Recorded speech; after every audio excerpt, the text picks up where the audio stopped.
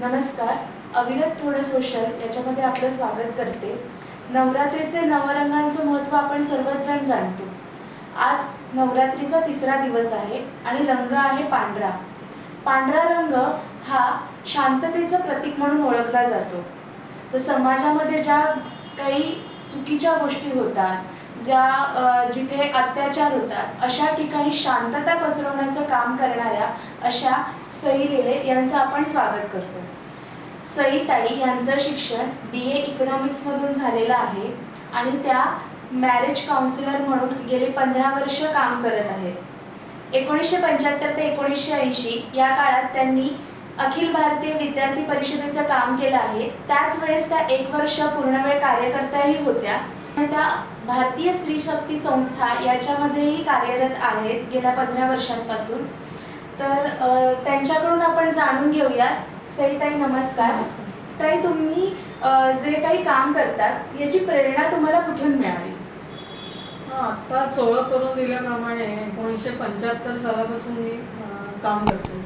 तर त्यावेळेला आणीबाणी लागलेली होती 75 साली. त्या आणीबाणीच्या काळामध्ये मी सत्याग्रह करून तुरुंगवास भोगलेला आहे येरवड्याला. मग जो कोणी तुरुंगवास भोगलेला कार्यकर्ता असतो तो आयुष्यभरासाठी कार्यकर्ताच राहतो असं मला वाटतं. विद्यार्थी परिषद विभागाच्या मुशीमध्ये आम्ही घडत गेलो. म्हणजे यशवंतराव केळकरांसारखे गुरुजन आम्हाला लागले, बाळासाहेब आपट्यांसारखे दिग्गजांनी आमचं मार्गदर्शन केलं वेगवेगळ्या विषयामध्ये. तो प्रेरणा स्रोत आहे तो म्हणजे विद्यार्थी परिषद असंच म्हणायला पाहिजे. ताई, मग तुम्हाला या कामाची प्रेरणा कशी मिळाली? विद्यार्थी परिषदेचं काम करत असताना बाळासाहेब आपटे, यशवंतराव केळकर, अशोकराव मोडक यांच्यासारख्या दिग्गजांचं मार्गदर्शन आम्हाला लाभलं. आणि स्वतःला माझ्या स्वतःकडे सुद्धा शास्त्रपेठेची कसोटी नावाचा एक तराजू असतो आपल्या डोक्यामध्ये. म्हणजे तो लावून तावून सुलाखून कुठल्याही गोष्टींकडे बघावं, कुठल्याही गोष्टींचा विचार करावा असं एक डोक्यात असतंच. आणि त्याला हे वळण ह्या सगळ्या मंडळींनी लावलं आणि त्याच्यामधून अधिकाधिकपणे कार्यकर्तेपणे टोकेरी होत गेलं. आणि मूळ स्रोत जो आहे म्हणजे आत्ता पण काम चालू ठेवण्याचा, की लंबे रेस का घोडा असं आपण काही लोकांना म्हणतो, की असं असण्यासाठी जे काय लागतं त्याची प्रेरणा ही अखिल भारतीय विद्यार्थी परिषद आहे निसंशयपणे सांगू शकते. ताई, तुमचं काम खरंच खूप मोठं आहे. अखिल भारतीय विद्यार्थी परिषदेत काम करताना ते खूप मोठं काम आहे. भारतीय स्त्री शक्ती संस्था स्थापन झाली. त्या भारतीय स्त्री शक्ती संस्थेचं पुढे म्हणजे कशा प्रकारे ती स्थापन झाली आणि तुमची त्याच्यामध्ये कशा प्रकारे एंट्री होती? तुम्हाला म्हणजे कारण तुम्ही लग्न करून आला होता, तर तुम्हाला घरातून कसे काय सपोर्ट मिळाला त्याच्यासाठी?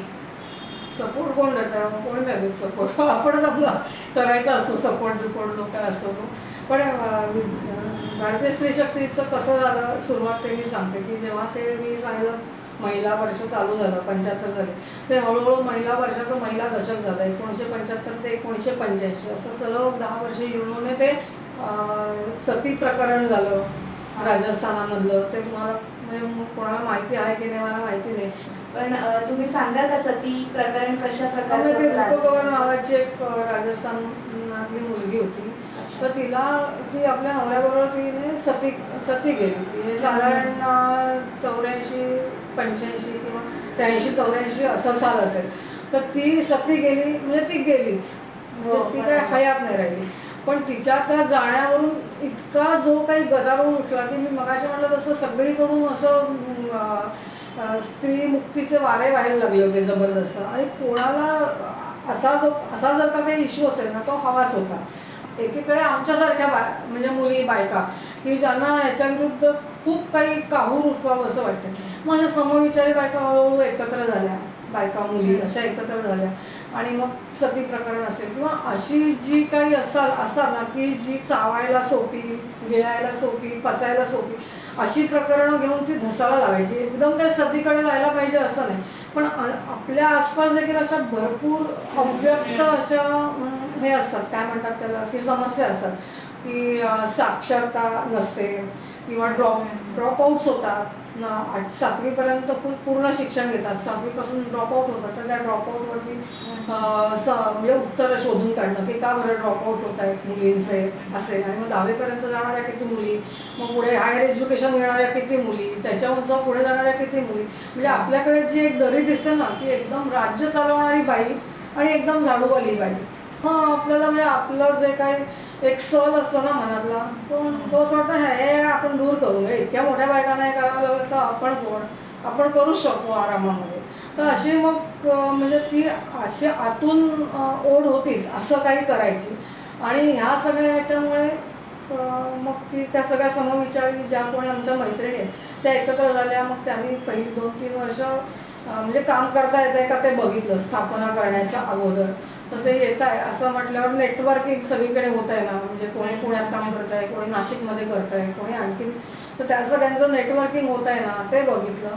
आणि मग रीतसर 18 मे 1988ला रीतसर स्त्री शक्तीची रजिस्ट्रेशन झालं, स्थापना झाली. ताई, मग तुम्ही जे भारतीय स्त्री शक्ती संस्थेमध्ये तुम्ही जे काम करताय, मग त्यामध्ये कुठल्या कुठल्या प्रकारची कामं असतात? म्हणजे काय काय स्वरूप असतं कामाचं तुमच्या? रिंकू पाटील नावाची मुलगी होती उल्हासनगरला. तिच्या ह्याच्यावरती भर परीक्षा केंद्रामध्ये पेपर चालू होता. तर ॲसिड नाही म्हणजे पेट्रोल टाकून तिला पेटवलं तिकडे. बापरे. रिंकू पाटील नावाच्या मुलीला 10वीच्या परीक्षेला. तर त्याच्यावरून आम्ही म्हणजे सगळ्या कॉलेजमधल्या मुलामुलींच्या मुलाखती घेतल्या की असं का वाटतं, मुलांची मनोरचना अशी का की आपल्याला जी नाही म्हणते तिला अगदी डायरेक्ट पेटवूनच टाकायचं का. मुलींचे इंटरव्ह्यू घेतले, मुलांचे घेतले. आणि मग ते असं सगळं महाराष्ट्रभर आम्ही केलं. आणि त्यातल्या ठाण्यामध्ये आम्ही एक अभिरूप न्यायालय केलं. मग त्याच्यात मुलगे होते, मुली होत्या, पालक होते. म्हणजे पालक, स्त्री पालक, पुरुष पालक आणि शिक्षक. कॉलेजमध्ये हे व्हायचे ना प्रकार जास्त, एकतर्फी प्रेमामधून खून करावी हे त्यावेळेला कॉलेजमधून खूप व्हायचं. त्यामुळे कॉलेजचे एक पुरुष शिक्षक, एक स्त्री शिक्षक आणि पॅनलवरती आणि त्या न्यायालयाचा एक म्हणजे इकडे राजाभाऊ गवांदे नावाचे न्यायाधीश होते, निवृत्त न्यायाधीश. तर ते आमच्यासाठी त्यांना खूप स्त्री शक्तीमध्ये वगैरे अशी आस्था असायची. तर ते आमचे न्यायाधीश होते त्या ह्याच्यामध्ये. मग त्यांनी जो काही न्याय दिला तो दिला. मग त्याच्या पलीकडे जाऊन आमचे कायदेविषयक कार्यशाळा आम्ही खूप घेतल्या गवांदेंच्याच अध्यक्षतेखाली.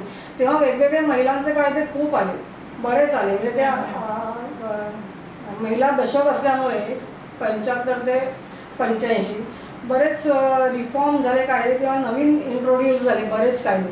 तर त्या कायद्यांचं म्हणजे मानवीकरण काय, म्हणजे ते त्यांच्या पळवाटा काय, म्हणजे त्या पीडित व्यक्तीला तो न्याय पोचेपर्यंत आपण किती सक्षम असायला पाहिजे. किंवा माझ्याकडे येऊन एखादी बाई विचारते की बाई मी आता काय करू, तेव्हा मला बेसिक कायदे तर माहिती असायला पाहिजे. मी भले प्रॅक्टिस नको करू दे, पण आम्हाला कायदे तर माहिती असायलाच पाहिजे. किंवा आम्ही ज्या कोणी अशा म्हणजे समाजात पुढे येऊन काम करणाऱ्या बायका आहेत त्यांच्यासाठी आम्ही अशी सत्र घेतली की कायदे म्हणजे काय, कायदेविषयक कार्यशाळा, आरोग्यविषयक कार्यशाळा, अशा वेगवेगळ्या. म्हणजे स्त्री शक्तीची पंचसूत्री आहे, त्या पंचसूत्रीवरती आधारित आम्ही वेगवेगळे कार्यक्रम घेतले. त्याच्यात असे कार्यशाळा हा घेतला. एक आमचे पहिले ते म्हणजे शिक्षण, आरोग्य, रोजगार, म्हणजे आपण आपले पायावर उभं राहणं, नंतर आत्मभान आणि स्त्री पुरुष समानता, अशी आमची पंचसूत्री आहे. तर काउन्सिलिंग सेंटरची अशी 2005 साली सुरुवात झाली. अच्छा. त्यावेळी तुम्ही मॅरेज काउन्सिलर म्हणून काम करताना तुम्हाला म्हणजे कुठल्या कुठल्या केसेस होत्या, वेगवेगळ्या केसेस, म्हणजे काय काय केसेस होत्या ते जरा सांगाल का? मी जेव्हा 2005ला काम जेव्हा ह्याच्यात नव्याने पडले तर तेव्हा जळीत केसेस खूप असायच्या. अच्छा. हुंड्यासाठी बाईला जाळलीच डायरेक्ट, अशा केसेस खूप असायच्या. मग त्या जळलेल्या लोकांना ज्या काही बायका असायच्या तर त्यांचं आम्हाला डेट डिक्लरेशन घ्यायला मी गेलेले 3 केसेसमध्ये. वेगवेगळे लोक आम्ही जायचो. मग ती सांगायची की म्हणजे मुलं तर असतात, आपण तर म्हणणार माहिती असतं.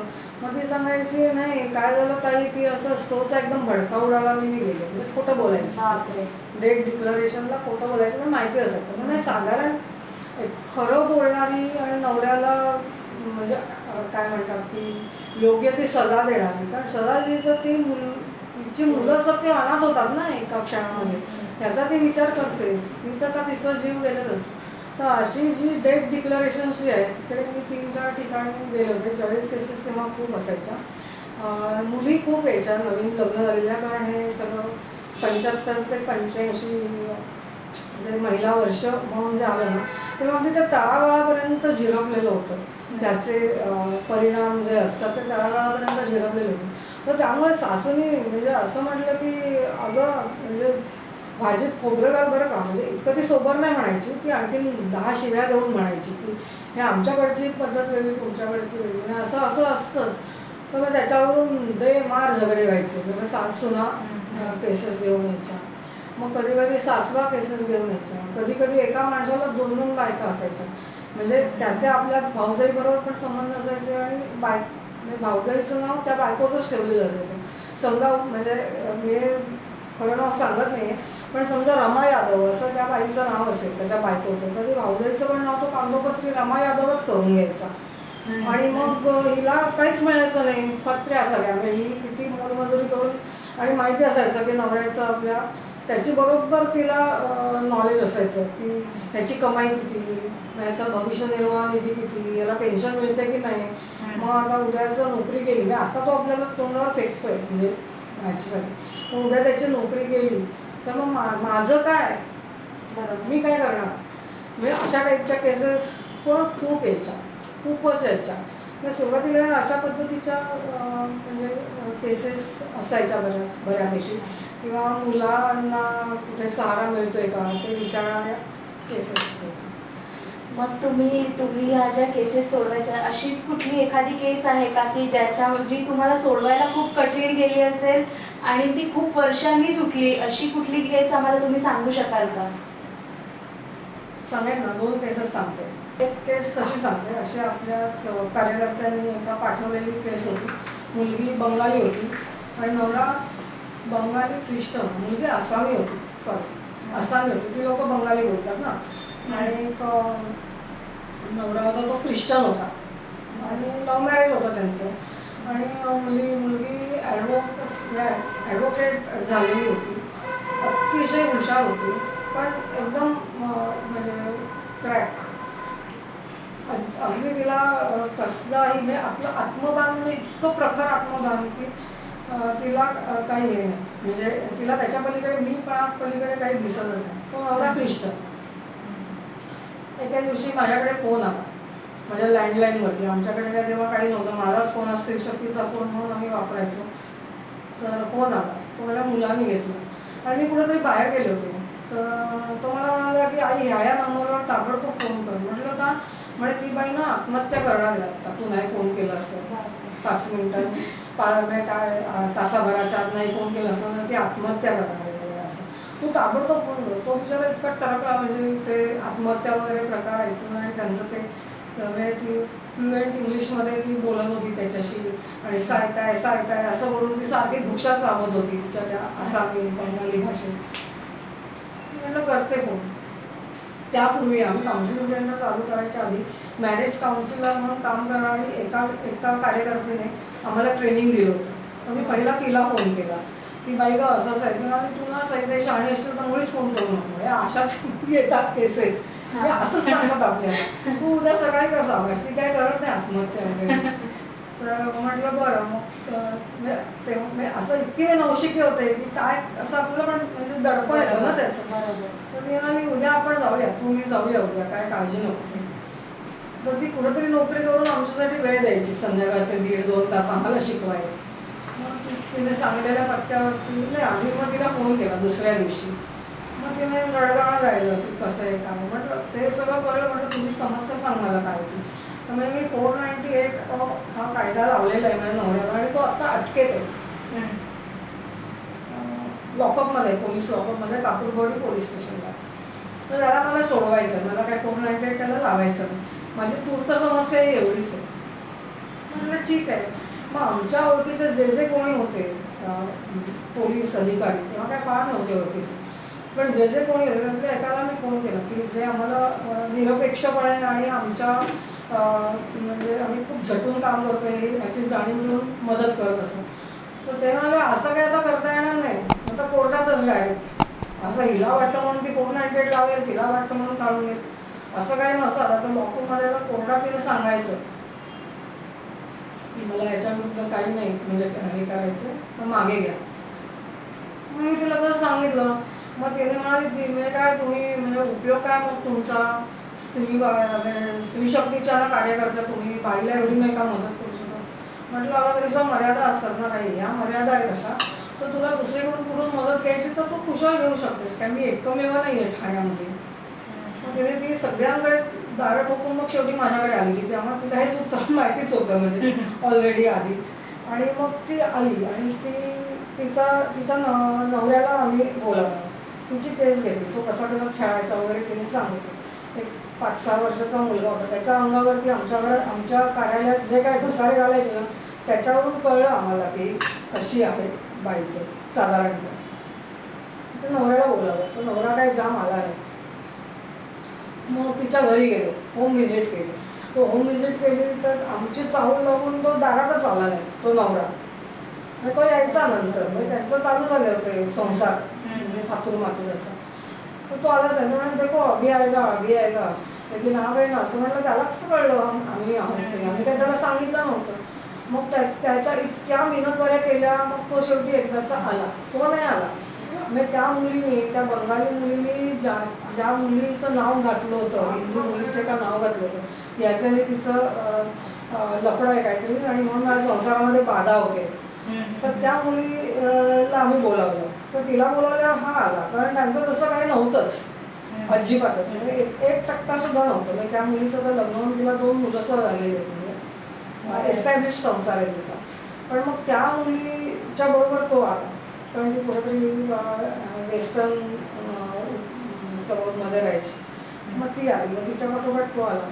तर तो मला मैं उसको क्यों माफ करो, तिला मी माफच नाही करू शकत जन्मात. मग त्याने सांगितलं ही कशी सायकिक आहे, तिच्यावरती मी कसा खर्च करतोय, हा तो करतो वगैरे असं. आणि म्हणे हिने ही केस केली ना तर म्हणे मला अक्षरशः विवस्त्र उभं केलं तिकडे त्या पोलीस लॉकअपमध्ये कापूरबावडीला. मागलं बिरलं काही नाही, पण मी आज इतक्या म्हणजे डेप्युटी GM वगैरे आहे ह्या कंपनीमध्ये अमक्या तमक्या, आणि म्हणे असा बघतो मला रोज माझं दात घासानुसार चेहरा बघवत नाही आरशामध्ये, म्हणजे असं. पण म्हटलं असं का केलं त्यांनी तुला, म्हणे सगळ्यांना तसं करतात. तर म्हटलं अच्छा का करतात, तर म्हणे ते सुसाईड करते ना बोलो अपने खुद के कपडे से, म्हणून म्हणे सगळेच कपडे ते जप्त करतात आधी. म्हणून मीला जन्मात नाही कधी माफ करणार असं त्याने सांगितलं. मग म्हटलं की बरं. मग त्या मुलीच्या वडिलांना बोलावून घेतलं, कुठे ती आसाममध्ये राहायची तिथून. मग ते म्हणाले की बरोबर आहे तुमचं, ही म्हणजे नाहीच आहे, म्हणजे बरोबर नाही आहे, मी हिला घेऊन जातो. मग ते वडील तिला घेऊन गेले. हा इकडे वेगळा राहायला लागला, म्हणजे त्यांनी काही लग्न बिग्न केलं नाही, त्याचं जेव्हा खरंच प्रेम होतं खूप. आणि मग आता 1.5-2 वर्षांपूर्वी मला व्हॉट्सॲपवरती एक फोटो आला, ती दोघं नवरा बायको आणि त्यांचा तो मुलगा आता मोठा झालेला. आणि मला ओळखलं कसं इथे, म्हणलं आता तू लांबच राहा बाबा, म्हणजे मी ओळखलं खूप, पण आता म्हणजे तुझ्या संसारात पडून मी करू काय. पण आता ते म्हणजे हेच आपण ते बहुतेक आनंदाने राहत असतील, पण मी माझ्याकडून आम्ही जे काउन्सिलर म्हणून जे प्रयत्न करतो ते इतके करतो की तिच्या वडिलांना बोलावलं, ते आले, त्यांच्या हातात तिनं सुपूर्द केली, मग आम्ही सुटकेचा श्वास सोडला. म्हणजे हिला अशी सोडली असते आणि हिने मध्येच पुढे म्हणजे काही केलं असतं तर माझ्या वेळेला ताक लागली असते की नाही त्याची. त्यामुळे असं म्हणजे माझ्या वेळेला ताक लागण्यापेक्षा ती सुखरूप राहिली हा हेतू जरा जास्ती होता. आणि हळूहळू माझ्या वेळेला ताक लागू कशी नाही हे पण आम्ही शिकत गेलो.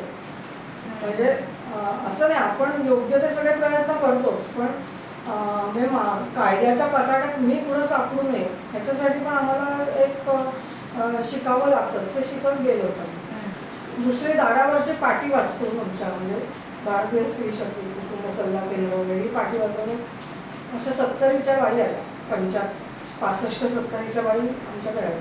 त्यामुळे तुम्हीच का सही लिहिले, म्हटलं हो. म्हटलं काय झालं तुम्हाला, मला वाटलं की आता मुलं बाळं सांभाळत नाही, ओल्ड एज आहे, तर ती पण आम्ही समस्या सोडवतो. कुटुंबामधल्या ज्या ज्या समस्या असतात त्या सगळ्याच सोडवतो. म्हणे तसं नाही, माझ्या नातीसाठी मी आले. म्हटलं केवढी आहे नात? तर नात आहे 15 का 16 15 वर्ष. म्हणे शिकत नाही काही नाही, म्हणे नुसतं त्याला 45 झाले, ताप झाले. म्हणे तुम्ही बोला का तिच्याशी? म्हटलं ती बोलली तर अगदी अवश्य बोलेल. म्हटलं ती काय 15-16 वर्षाची मुलगी, म्हणजे असं कुकुलं बाळ आहे ना, तिची इच्छा असेल तर बोल. मग ती आली तर ती अगदी अशी म्हणजे मठ्ठ मुलगी. मठ्ठ म्हणजे असा म्हणजे हा मी सांगते ना, त्या काढून टाका शब्द म्हटलं की म्हणजे ती म्हणजे खूप कोल्ड मुलगी अशी, काही तिच्या चेहऱ्यावर हाव नाही भाव नाही काही नाही अशी होती. तिला आम्ही नाना प्रश्न विचारले. म्हणजे मी कधी जन्मात मेहंदी लावत नाही, तिच्या हातात तिच्यावर मेहंदी लावून घेतली एका कशी रोज. म्हणजे ती बोलती व्हावी म्हणून. मग काय काय काय काय कोर्स घेतलं, ब्युटी पार्लरच्या कोर्सला लागलं, कारण तिला शिक्षणामध्ये गतीच नाही. तिचा बाप तो रिक्षा चालक होता आणि आई शिक्षिका होती, पण ती दुसऱ्या माणसाबरोबर पळून गेलेली. या मुलांचं व्यक्ती आणि तिचं भाऊ यांचं बालपण खूप असं होरपळलेलं गेलं. आणि तिची जी आजी आली ती, तिचं पण पहिलं तिने डिवोर्स घेतला होता आणि दुसऱ्या म्हाताऱ्याशी लग्न केलं होतं. अशी सगळी बॅकग्राऊंड होती त्यांच्या घरामध्ये. म्हणजे कुठेच सुखशांती असं नाही. पैसा कोणाकडे आहे तर त्याच्यावरती टाकून बसायचं आणि बघायचं. पण त्या बाईला या नातीबद्दल मात्र असं वाटत होतं की ती वाया जाऊ नये. तर म्हटलं ठीक आहे. मग मी तिच्याशी म्हटलं तुला शिकायचं आहे का? म्हणजे तिने काय हो पण म्हटलं नाही पण म्हटलं नाही. पण आम्ही एक हिंगण्याला पत्र पाठवलं की अशी म्हणून मुलगी आम्ही पाठवतोय आणि तुम्ही तिला म्हणजे थारा द्याल का, शिकवाल का वसतिगृहामध्ये. तिची त्यांची काय म्हणजे फॅमिली म्हणजे आर्थिक बॅकग्राऊंड चांगली नाही अशी. तर ते म्हणाले काही हरकत नाही, त्या जूनपासून तुम्ही पाठवा. म्हणजे ही आमच्याकडे आली ती साधारण मार्च एंडला वगैरे अशी आली. 3 महिने बेस चालवली. जूनमध्ये ती तिकडे गेली. मग जूनमध्ये ती तिकडे गेली, तिचा अभ्यासातच लक्ष नाही. एका शिपायाने तिला बरोबर घेतलं आणि त्या शिपायाबरोबर तिने जी काय थेरं करायची ती केली. शाळेतून तिला रेस्टिकेट केली. तिकडून मला फोन की अशिक्षित मी मुलगी पाठवली. म्हटलं आम्हाला असं काय माहिती नसतं ना चारित्र्य वगैरे की ती काय करेल आणि कशी करेल. म्हटलं ते म्हणजे तिने चूकच केलं, पण तुमच्या शिपायाने पण बरोबर नाहीच ना केलं. म्हणजे जे काय केलं ते असं गैरफायदा घेतला तिचा. आणि मग नंतर त्याचं जे काय पुरं समाधान होईपर्यंत ती 2-3-4 महिने राहिली. मग एके दिवशी परत आपल्या आजीकडे आली. मग आता आजीकडे आल्यावर आजी पुन्हा आमच्याकडे आली. मग आमच्याकडे आल्यावरती ती आजी म्हणायची की तरी रोज कुठेतरी जाते पोरगी. हां, आणि तिला मी बऱ्याच वर्षांनी बघितलं ना नंतर. तर तिचं म्हणजे अशा भोवळ्या टोचलेल्या असं टिपिकल जे शरीर विक्रिया करणाऱ्या मुली असतात त्यांचं जसं असतं उच्चभ्रू समाज तशी ती साधारण दिसत होती. मग ती कुठे जाते? मग आम्ही एका NGO संस्थेशी संधान जोडलं. मग तिच्या मागे ती माणसं जायला लागली. मग ते म्हणाले की हो मॅडम मी तेच करते जशी तुम्हाला शंका आहे ते. मग ती येते कधी घरी, जेव्हा तिची मासिक पाळी चालू असते तेव्हा ती येते घरी. आणि तोपर्यंत ती 18 वर्षाची झालीच नव्हती, म्हणजे ती नाबालिगच होती. मग आम्ही इकडच्या ज्या जे लहान मुलांचं गुन्हेगारी काय करत म्हणतात चाइल्ड क्राईम, पण त्याला त्या जुवेनाईल गुन्हेगारी जी असते ना, तर त्या पोलीस डिपार्टमेंटशी आम्ही संपर्क केला. मग तो संपर्क केल्यावरती त्यांनी आम्हाला पूर्ण साथ दिली आणि आम्ही ट्रॅप लावला तिच्या घरी. त्या आजीने सांगितलं आम्हाला. मी त्या आजीला सांगितलं की ती कधी पण येऊ दे, 2:45 वाजता 2:30 वाजता 3 वाजता पहाटेची, ती आल्यावर मला तुम्ही फोन करायचा. मग त्यांनी तसा मला फोन केला. मी फोन डोक्याशीच ठेवून बसले होते. तिचा फोन आला, मी बरं म्हटलं फोन ठेवला आणि फटाफट सगळे म्हणजे ते जुवेनाईलवाल्यांना, मग त्या ती जी कुठली NGO आहे ज्यांनी पाठपुरावा केला होता त्यांना, जुवेनाईल पोलीस हवालदार असतात त्यांना, सगळ्यांना हे करून आम्ही 5-6 जण तिच्या त्या घरी गेलो आजीच्या.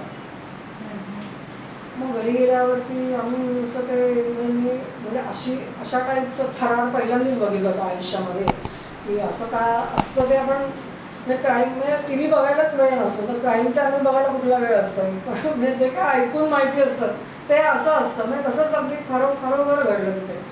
मग मी आणि ती एक पोलीस हवालदार अशा आम्ही दोघी आत गेलो. हां, आणि आत गेलो आणि तिच्या हातात दंडूक असून उठ, तिला तिने असं हे केलं, उठ. तर ती उठली डोळ्याचं वाचून. तर उठली तर उभी राहा. मग ती उभी राहिली. तर उभी राहिली, ती पूर्ण ब्लीड होत होती मुलगी. तर ती आजी म्हणाली, म्हणे तुम्ही ते सॅनिटरी नॅपकिन्स नाही आणले तुमच्याबरोबर?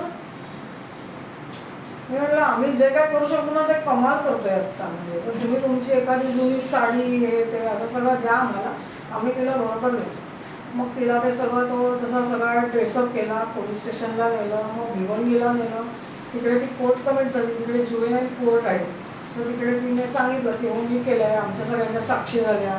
म्हणजे एक आपण स्त्री शक्तीचं काम करतो ना, किती लोकांशी संबंध येतो आणि किती आपण जागरूक होत जातो ना, त्याचं आपल्याला भान नसतं ना, काम करायला सुरुवात करतो तेव्हा, पण हळूहळू हळूहळू असं होत जातं ते सगळं. आणि मग तिला त्यांनी म्हणजे त्याच दिवशी त्यांनी ठेवून घेतलं. तर पोलिसांनी पण आम्हाला काय असं ते वरती निळा बिळा दिवा असले अशा गाडीतून नेलं नाही, आम्हाला TMCच्या गाडीतून भिवंडीपर्यंत नेलं त्यांनी.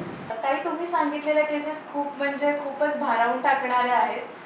मग तुम्हाला म्हणजे आपल्या समाजामध्ये डोमेस्टिक व्हायलन्स हा खूप होतो आणि तो अशा पद्धतीने होतो की स्त्री जी आहे ती पटकन बोलू शकत नाही, पटकन कोणाला आपलं मत सांगू शकत नाही, कोणासमोर आपल्या घरातले प्रॉब्लेम सुद्धा शेअर करू शकत नाही. अशा वेळेस अशी जेव्हा डोमेस्टिक व्हायलन्सची एखादी केस येते तर त्यावेळेस तुम्ही त्या स्त्रीला व्यक्त करण्यासाठी कुठल्याही प्रकारचे एफर्ट्स टाकतात त्याच्यामध्ये?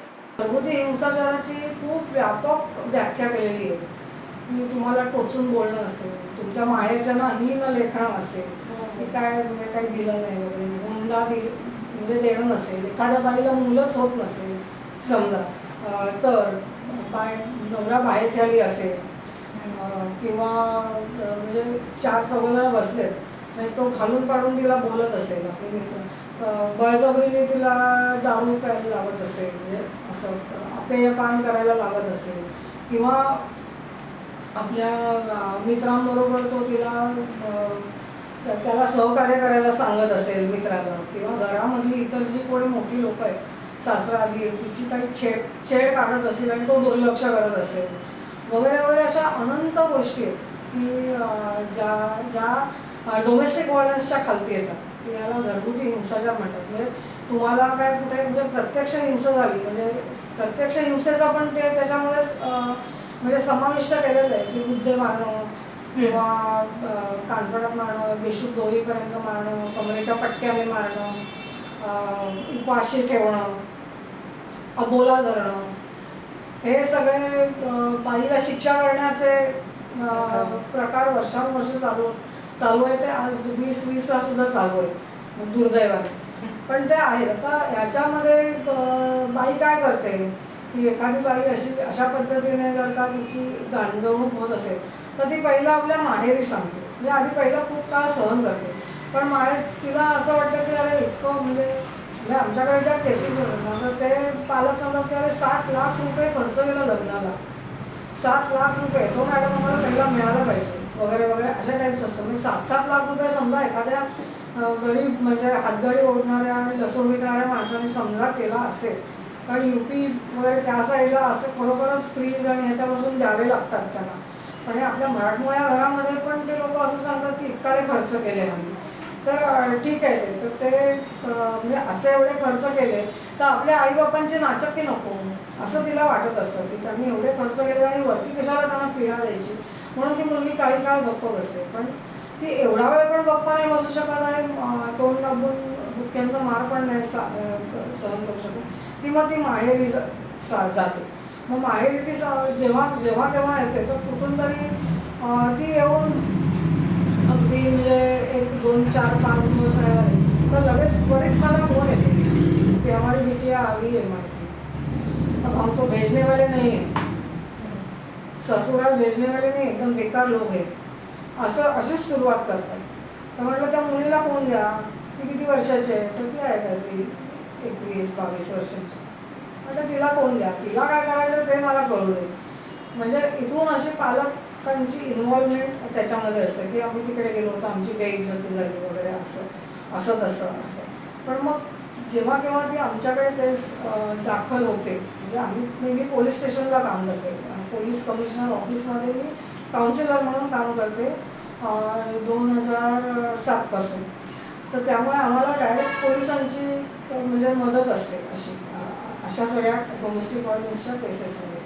कारण आम्हाला त्या तिकडे होम विजिट्स करायला आम्ही करत नाही. होम विजिट्स आम्हाला फक्त लोकांचं ऐकायचं काय आहे ते म्हणणं, आणि तिला समजा गुन्हा दाखल करायचा असेल तर गुन्हा दाखल करायचा नसेल म्हणजे समुपचाराने त्यांच्यामध्ये ती जर का नांदायला गेली तर तिला नांदायला जाऊ द्यायचं, असा आमचा त्याच्यामध्ये रोल असतो. आणि आमच्या सगळ्यांचा रोल हा असा असतो की मुलीचं म्हणजे मी वाईट शब्द वापरते पण पुनर्वसन. ती एकदा सासरून माहेरी आली की ती तिकडे पुन्हा अनवॉन्टेड होती, ती नकोशी होती आपल्या सासरी, की ती म्हणजे जणू काही शत्रूच आहे असंच वाटतं. म्हणजे दोघंही एकमेकांचे शत्रू होतात, त्यांना मूल झालेलं असू दे काही असू दे, पण त्या एकमेकांच्या शत्रुत्वाच्या नात्याने ते एकमेकांकडे बघायला लागतात. मग असं बघायला लागल्यावरती तर खूपच अडचणी येतात तिला पुन्हा सासरी पाठवण्यामध्ये.